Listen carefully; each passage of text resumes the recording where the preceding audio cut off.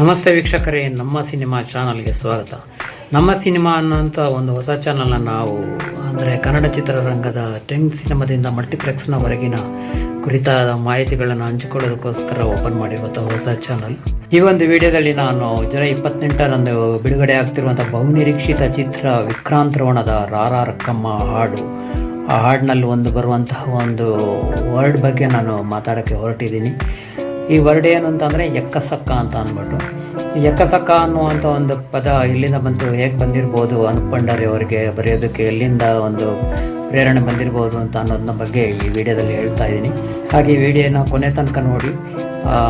ಹೊಸದಾಗಿ channel open ಮಾಡಿರೋದ್ರಿಂದ ದಯವಿಟ್ಟು ಸಬ್ಸ್ಕ್ರೈಬ್ ಆಗಿ, ಹಾಗೆ ಕಮೆಂಟ್ ಮಾಡಿ, ಲೈಕ್ ಮಾಡಿ ಅಂತ ಹೇಳ್ತಾ ವಿಷಯಕ್ಕೆ ಬರ್ತೀನಿ. ಕಮ್ಮ ಹಾಡು ನೀವೆಲ್ಲ ಕೇಳಿದಾಗ ನಿಮ್ಮ ಕಿವಿಗೆ ಜಾಸ್ತಿ ಬೀಳುವಂಥ ಒಂದು ಪದ ಏನಂತಂದರೆ ಎಕ್ಕಸಕ್ಕ ಅಂತ. ಈ ಎಕ್ಕಸಕ್ಕ ಅನ್ನೋ ಒಂದು ಹಾಡಿನ ಅರ್ಥ ನಿಮ್ಗೆ ಏನಾದರೂ ಗೊತ್ತಿತ್ತಾ? ಕೊಂಡಿದ್ದಾರೆ, ಇದು ಇಸ್ಪಿಟಾಟದಲ್ಲಿ ಬರುವಂತಹ ಎಕ್ಕ ಅಂತ. ಆದರೆ ಅನೂಪ್ ಭಂಡಾರಿ ಅವರು ಇದೊಂದು ತುಳು ಶಬ್ದವನ್ನು ಒಂದು ತುಳು ಸಿನಿಮಾದಿಂದ, ಅಂದರೆ 70s ರಿಲೀಸ್ ಆಗಿರುವಂಥ ಕೋಟಿ ಚೆನ್ನೈ ಅಂತ ಒಂದು ಭಾಳಷ್ಟು ಜನಪ್ರಿಯತೆ ಪಡೆದಿರುವಂತಹ ಒಂದು ತುಳು ಚಿತ್ರದಿಂದ ಆಯ್ದುಕೊಂಡಿದ್ದಾರೆ. ಈ ಹಾಡನ್ನು ಎಸ್ ಜಾನಕಿ ಅವರು ವಿಜಯ ಭಾಸ್ಕರ್ ಅವರ ಸಂಗೀತ ನಿರ್ದೇಶನದಲ್ಲಿ ಯಾವತ್ತೂ ಹಾಡಿದರು.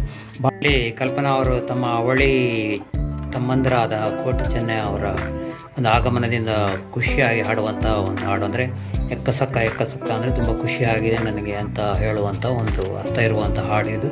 ದಿನ ಬಳಕೆಯಲ್ಲಿ ಇದು ಬಹುಶಃ ನೀವು ತುಳು ಮಾತಾಡೋರಿಗೆ ಯಾರಿಗಾದರೂ ಕೇಳಿ ಇದ್ರ ಬಗ್ಗೆ ಯಾರಿಗೂ ಗೊತ್ತಿರಲ್ಲ ಇದರ ಅರ್ಥ, ಯಾಕಂದರೆ ದಿನ ಬಳಕೆಯಲ್ಲಿ ಬಳಸುವಂಥ ಪದ ಅಲ್ಲ ಇದು. ಈ ಥರ ಕನ್ನಡ ಚಿತ್ರರಂಗದಲ್ಲಿ ತುಳು ಹಾಡುಗಳನ್ನು ಬಳಸಿರುವುದು ಇದೇ ಮೊದಲಲ್ಲ, ಭಾಳಷ್ಟು ಮುಂಚೆಯಿಂದ ಇದು ಅಂದರೆ ಸನ್ನಿವೇಶಕ್ಕೆ ತಕ್ಕಂತೆ ಈ ತುಳು ಶಬ್ದಗಳನ್ನು ಅಥವಾ ತುಳು ಲೈನ್ಗಳನ್ನು ಬಳಸಲಾಗಿದೆ. ನಿಮಗೆ ನೆನಪಿರುವಂತೆ ಬಹುಶಃ ಕಿಟ್ಟು ಪುಟ್ಟು ಸಿನಿಮಾದಲ್ಲಿ ಮಾತೊಂದ ಹೇಳುವೆ ಹತ್ತಿರ ಬಾ, ಇದರಲ್ಲಿ ಪೋಲೆ ಪೋಲೆ ಈರನಾಟ ಗೊತ್ತಾಂಡು ಅಂತ ಒಂದು ಲೈನ್ ಇದೆ. ಹಾಗೆ ಅದೇ ಹಾಡಲ್ಲಿ ಪೊರ್ತಾಂಡು ಅಂತ ಅಂದರೆ ಮಧ್ಯ ಬಳಸಲಾಗಿದೆ. ಹಾಗೆ ಈ ರಕ್ಷಿತ್ ಶೆಟ್ಟಿ ಅವರ ನಿರ್ದೇಶನದಲ್ಲಿ ಬಂದಂಥ ಉಳಿದವರು ಕಂಡಂತೆ ಇದರಲ್ಲಿ ಕೂಡ ಅಂದರೆ ಒಂದು ಲೈನು ಗಟ್ಟದ ಹಂಚಿದ ಎತೆಂಕಾಯಿ ಬತ್ತಿತು ಅಂತ, ಅಂದರೆ ಘಾಟಿಯ ಇಳಿದು ಹಾಡಿದೆಯಲ್ಲ, ಅದರಲ್ಲೂ ಬಳಸಲಾಗಿದೆ. ಅಂದರೆ ಆ ಸಿನಿಮಾಕ್ಕೆ ಸನ್ನಿವೇಶಕ್ಕೆ ತಕ್ಕಂತೆ ಅದನ್ನ ಬಳಸಲಾಗಿದೆ. ಹಾಗೆ ಇವರೇ ನಮ್ಮ ಅನೂಪ್ ಭಂಡಾರಿಯವರೇ ನಿರ್ದೇಶಿಸಿದ ಚೊಚ್ಚಲ ಚಿತ್ರ ರಂಗಿತರಂಗದಲ್ಲೂ ಕೂಡ ಒಂದು ಹಾಡು ಫುಲ್ಲಾಗಿ ತುಳುವಲ್ಲೇ ಇದೆ, ಡೆನನ ಅಂತ.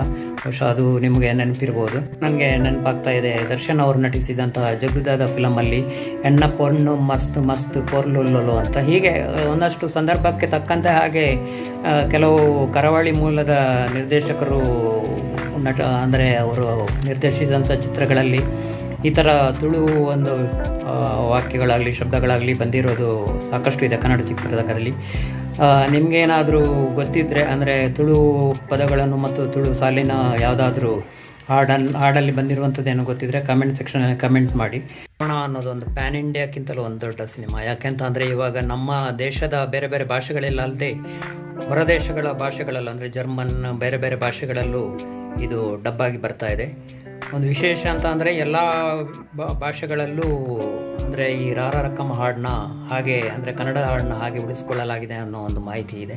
ಯಾಕಂದರೆ ಭಾಳಷ್ಟು ಮುಂಚೆ ಕೂಡ, ಅಂದರೆ ಈ ಹಿಂದೆ ಕೂಡ ಸಾಕಷ್ಟು ನಮ್ಮ ದೇಶದ ಬೇರೆ ಬೇರೆ ಭಾಷೆಯ ಚಿತ್ರಗಳು ಬೇರೆ ದೇಶದ ಭಾಷೆಗಳಿಗೆ ಡಬ್ ಆಗಿದೆ.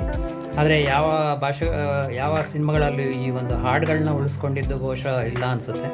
ಹಾಗೆ ಇದೊಂದು ವಿಶೇಷವಾದ ಈ ಒಂದು ಮೂವಿಯಲ್ಲಿ ರಾರಕ್ಕಮ್ಮ ಹಾಡು ನಮ್ಮ ಪ್ರಪಂಚದಾದ್ಯಂತ ಅಂದರೆ ಯಾವ್ಯಾವ ಭಾಷೆಯಲ್ಲಿ ಡಬ್ಬ ಆಗುತ್ತೆ ಎಲ್ಲ ಭಾಷೆಗಳಲ್ಲಿ ಇರುತ್ತೆ ಅನ್ನೋದು ನಿಜಕ್ಕೊಂದು ಕನ್ನಡಿಗರ ಒಂದು ಹೆಮ್ಮೆಯ ವಿಷಯ. ವೀಕ್ಷಕರೇ, ಇದಾಗಿತ್ತು ಇವತ್ತಿನ ವಿಡಿಯೋ ಕಂಟೆಂಟ್. ಈ ಒಂದು ವಿಡಿಯೋ ನಿಮಗೆ ಇಷ್ಟ ಆಗಿದ್ದಲ್ಲಿ ಲೈಕ್ ಮಾಡಿ, ಹಾಗೆ ಕಮೆಂಟ್ ಕೂಡ ಮಾಡಿ, ಸಾಧ್ಯ ಆದರೆ ಶೇರ್ ಕೂಡ ಮಾಡಿ. ಈ ಒಂದು ನಮ್ಮ ಹೊಸ ಚಾನಲ್ಗೆ ಸಬ್ಸ್ಕ್ರೈಬ್ ಆಗೋದ್ರ ಮೂಲಕ ನಮ್ಮನ್ನು ಸಪೋರ್ಟ್ ಮಾಡ್ತೀರಂತ ನಂಬಿದ್ದೀನಿ. ಹಾಗೆ ಸಿಗೋಣ ಮುಂದಿನ ವಿಡಿಯೋದಲ್ಲಿ. ನಮಸ್ಕಾರ.